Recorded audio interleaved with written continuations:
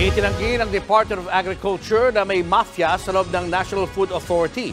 Kasunod yan ang aligasyon na merong sindikato sa loob ng NFA at ito raw ang nakikinabang sa pagbebenta ng bigas. Nauna nang pinagtanggol ng NFA ang ginawa nilang pagbebenta. Pwede naman kasi silang magdispatcha ng mga lumang stock ng bigas. Bahagi raw ng mandato ng NFA na panatilihing nasa mabuting kondisyon ang kanilang supply. Dagdag pa ni DA Assistant Secretary Arnel de Mesa, wala silang natatanggap na report tungkol sa sindikato at pagtitiyak ng DA agad nilang aaksyonan kung mapatunayang may irregularidad sa pagbebenta ng NFA ng bigas. Kahit sa naman pong investigasyon at pag may nakita po na irregularidad, aaksyonan ang ating kalihim. Kailangan lang po talaga masigurado na lalabas po yung katotohanan.